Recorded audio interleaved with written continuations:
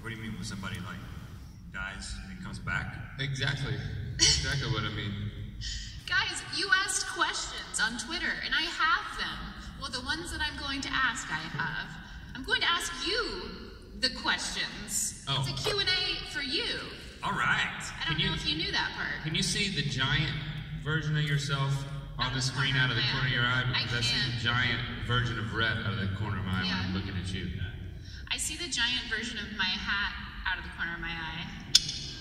Thank you. Constantly. Constantly. Yeah. Wherever you go. Okay, I mean, I don't want to, I'm going to start like with a really hard-hitting question. Yep. This is from @Tom'sADinosaur. Would you rather have a nipple-sized head or a head-sized nipples?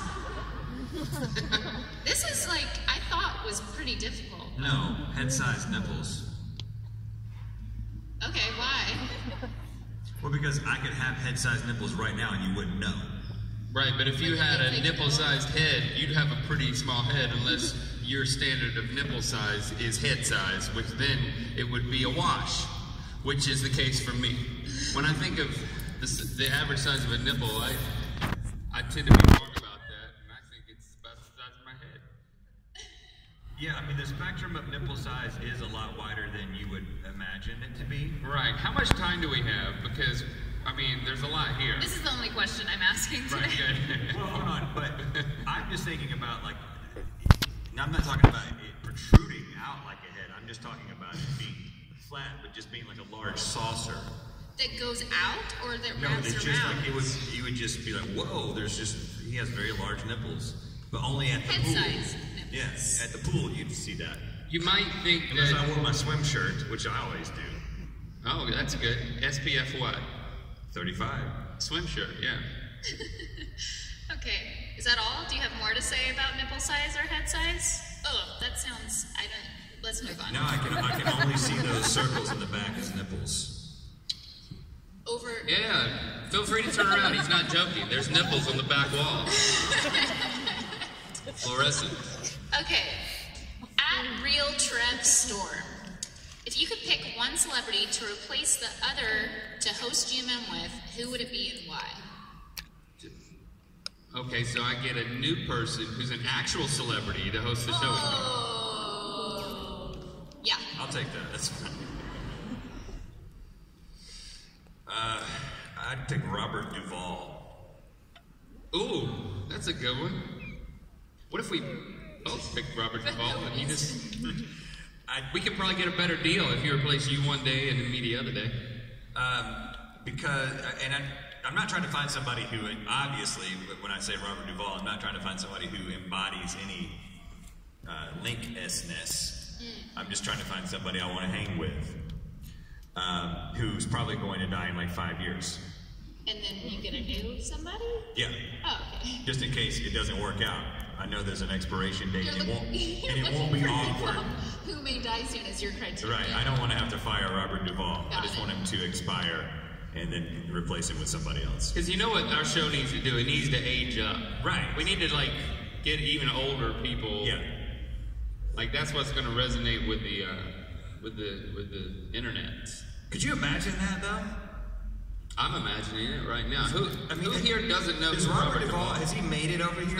Is he internationally renowned actor? He loves the smell of napalm in the morning. A lot of this, which I think even if we were in the U.S., a lot of people in this age bracket would not know who Robert Duvall is. You're correct, yeah. But it was a good choice. A great American actor. The Apostle, watch that. I guess Joey Graceffa. Okay. That makes a little more sense, probably. Like, I'm just trying to of the hair. Trying to bring in his audience and his hair and his use of jackets. Oh, it's also a marketing thing. Yeah. I mean, we're friends. Don't get me wrong. That was obvious based on our episode. But more. You got another question? Heck yeah! I really like this one from @ShilohSky, who says, "What are your fursonas?" It's fursonas. That's a F at the front of that. That's an FUR. Personas. If we were a furry? I do believe that's what that means. Any furries here? Oh. You're not supposed to reveal yourself out of costume. All right, so now we know who we're about to offend. No. Just a little backstory about our relationships with furries.